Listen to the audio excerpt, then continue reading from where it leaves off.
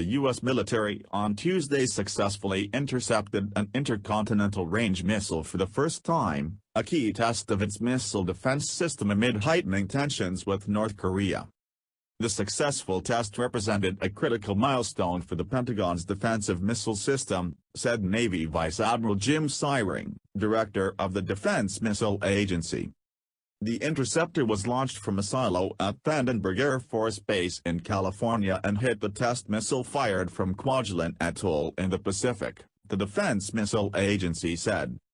The test was a major challenge because an intercontinental ballistic missile flies faster than a shorter-range missile. Prior to Tuesday, the U.S. military had conducted 17 tests of its missile defense system and 9 were successful.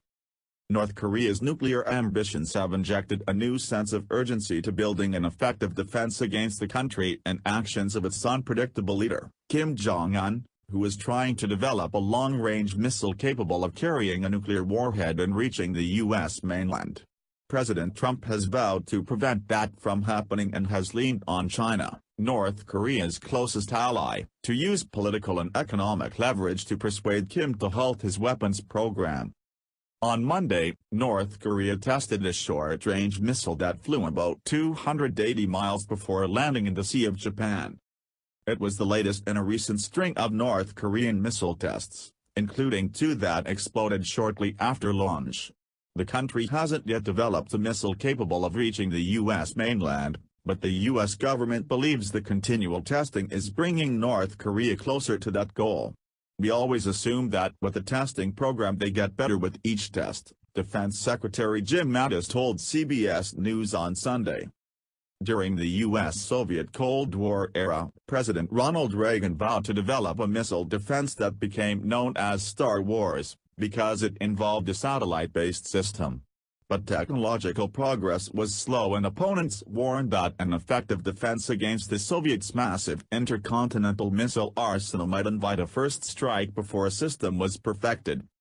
A defensive system is not something we have developed on par with our offensive capabilities, said David Maxwell, Associate Director of the Center for Security Studies at Georgetown University. It's much easier to launch a missile than it is to shoot one down. Becoming almost a weekly exercise, and tonight we are again confronted with a North Korean missile test, one that could bring the communist regime closer to its goal of attaining a nuclear weapon. Lucas Tomlinson is live at the Pentagon with details on the latest launch. Good evening, Lucas. Good evening, James. U.S. officials say the Scud-C missile splashed down 240 miles from Japan after first reaching outer space. It's North Korea's 3rd consecutive missile test in the past 3 weekends, going back to Mother's Day. Yesterday, Defense Secretary Jim Mattis says it's not just the missiles he's concerned about. The North Korean regime has hundreds of artillery cannons and rocket launchers within range of one of the most densely populated cities on Earth, which is the capital of South Korea. But the bottom line is it would be a catastrophic war if this turns into combat. Fox News has also learned about a separate test this weekend involving a surface-to-air missile called the KN-06, similar to the Russian S-300 design.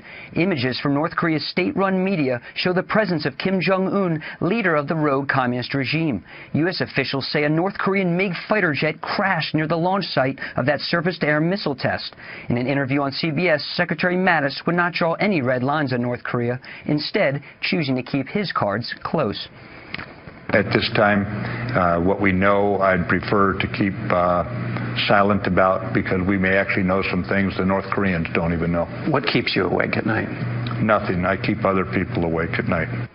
In the past few weeks, the Pentagon has doubled its firepower in the region. The USS Ronald Reagan Strike Group deployed from Japan, joining the Carl Vinson in the region, giving American commanders 2 aircraft carriers and more warships capable of launching cruise missiles.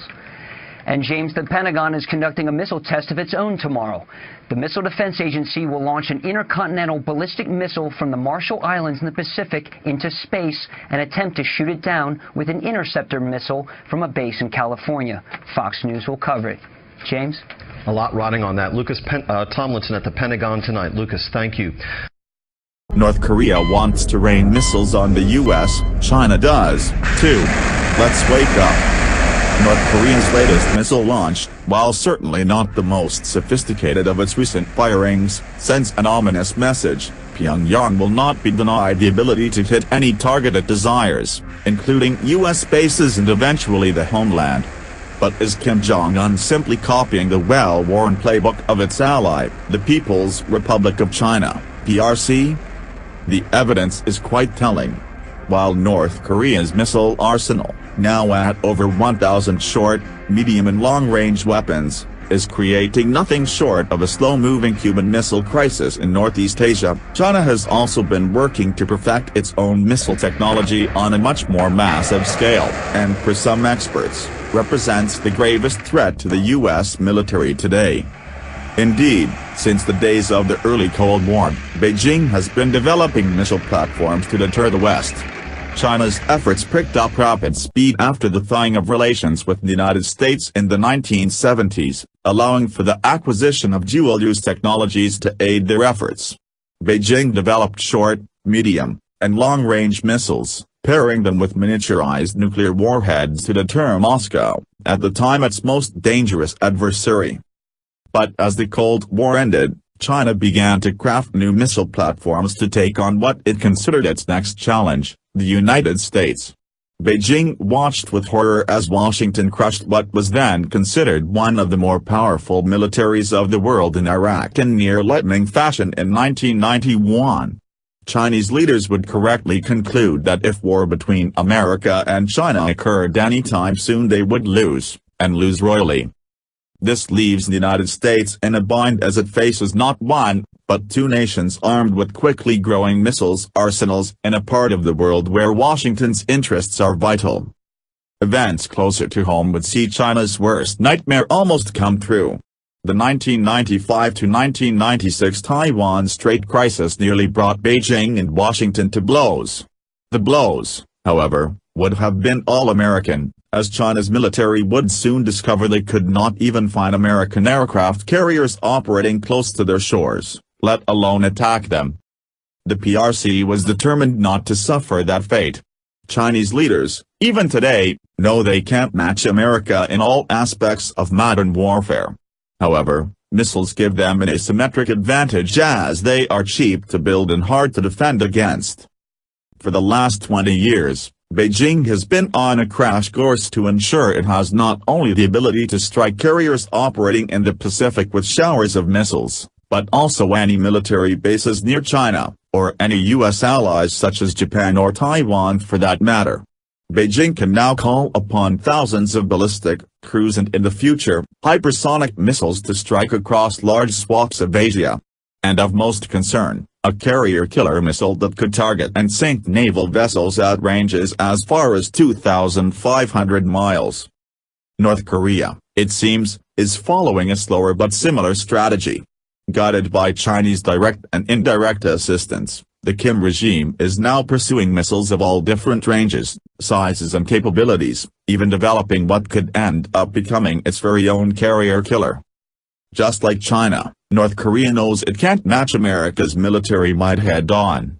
So instead, Pyongyang is betting the sheer size and scale of its missile arsenal will keep President Trump at bay, and Kim Jong-un in power.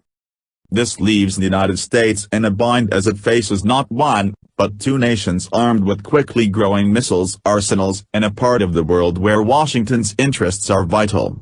Missile defenses systems could certainly be deployed across Northeast Asia and the wider Asia-Pacific but are expensive, so expensive that defending against every single missile threat is impossible. There does seem a simple solution, for Washington to deploy land-based missiles, just like China and North Korea. However, thanks to the Intermediate Range Forces Treaty, INF, signed by the U.S. and Russia towards the end of the Cold War, Washington is prohibited from developing missiles with ranges of 310-3420 miles, the exact range or weapons America needs. So how should America respond? With no restriction on sea-based weapons, America could expand dramatically the size of its submarine fleet that can carry cruise missiles to ensure Washington could respond dramatically to any Chinese or North Korean threat. But building more subs takes years, and America and its allies are facing this threat now. America could also withdraw from the INF treaty, perhaps not upsetting Russia as it has been caught violating it anyway. But unfortunately, it would still take years for America to build new missile platforms and would open the door for Russia to quickly deploy new systems to Europe, potentially gaining a crucial military advantage over NATO. For the moment, China and now North Korea might have one crucial military advantage over America. One that nations like Iran and others will be all too eager to replicate. There is breaking news now on Fox News Channel. This is video just into Fox News from minutes ago. Defense officials launched a missile as part of a test to try to shoot down an intercontinental ballistic missile similar to the one North Korea is now said to be developing. The missile took off from California's Vandenberg Air Force Base in an attempt to intercept a missile that was launched from the Marshall Islands. This is the first time the military is attempting to intercept that type of missile, and analysts say this could be very challenging. This defense system has a little more than a 50% success rate when the Pentagon used it to try to shoot down shorter-range missiles. Over the weekend, North Korean officials launched their third ballistic missile test this month, according to U.S. defense officials, and we're continuing to watch this video. And as we do, and I want to keep watching this, I want to turn to our own correspondent, Jonathan Hunt, who's at Vandenberg Air Force Base. Explain what's supposed to happen now, Jonathan.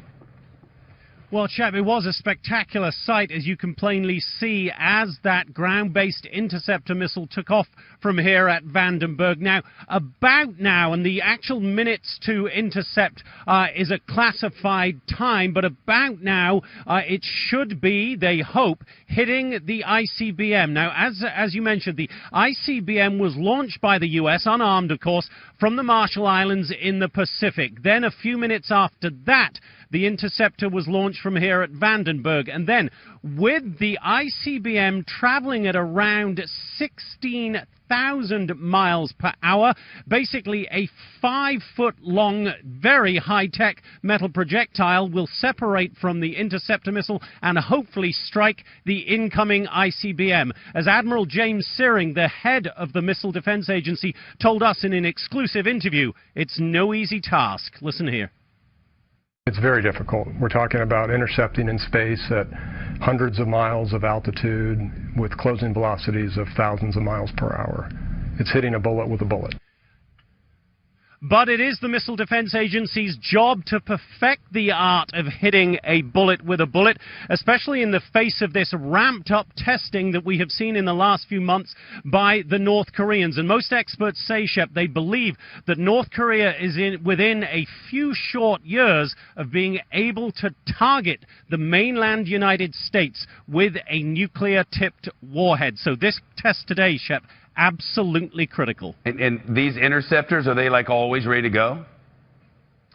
They're 24/7, Shep. Most of them are actually based up at Fort Greely in Alaska, 32 of the 36 interceptor missiles that the U.S. has. We got exclusive access to Fort Greely ahead of this test, where those 54-foot-long missiles are stored in 70-foot deep silos. There is a team that is on call 24/7 in the control room there. We met with them. They are extraordinary men doing a very difficult job, and they practice every single day. And because of that, Lieutenant Colonel Jim Brower, who is the commanding officer of the 49th Missile Defense Battalion, believes that the U.S. can and will be defended if and when it's necessary. Listen here. We are very confident in the ground-based interceptors and the technology that we have. But again, if we're talking about a nuclear warhead headed to L.A., we want to make sure that we get it. They want to make sure they get any missile headed towards L.A. or indeed any other American city. As many of the men and women who serve up there told us, Shep, this is absolutely a no-fail mission. We'll see if they succeed today in this critical test, Shep. Yep, we'll find out.